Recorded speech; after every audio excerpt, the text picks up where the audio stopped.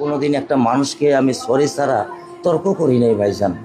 তা আমার এই 8 বছরের মাসুম একটা বাচ্চা কি অপরাধ? আমি এই কলজাটা ছাড়া আমি থাকবো কেমনি?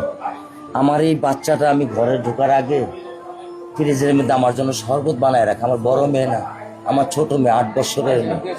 বাবা শরবত ছবি এখানে লাগায় রাখছে, বাবা তুমি আমাকে নিয়ে যাবা। আমি বলছি আল্লাহ, বাবা তুমি আল্লাহর কাছে যাও, আমার তো নেওয়ার দিয়ে যাওয়ার ক্ষমতা নাই। আমার মেয়ে আল্লাহর কাছে চলে গেছে, আমার মেয়ে আল্লাহর কাছে চলে গেছে।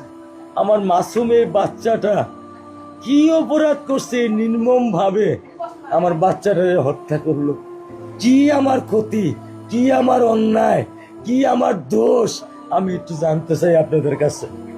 আমার যদি কোনো দোষ থাকে, আমার কোনো যদি অন্যায় থাকে, প্রকাশ্যে আপনারা আমার ফাঁসি দিয়ে দেন। আমি এই বাচ্চাটার যারা আমি থাকবো কেমনে? আমি কেমনে আমার এই কলজা টুকরা ছাড়া আমি থাকবো? 8টা বছর আমি আমার বুকের এই ঘরে ঘুম পাড়াইছি। আমি আজকে আমি কার সাথে ঘুম আসবো? আমি কি দিয়ে মনে সান্ত্বনা দিব? আমার অপরাধ কি?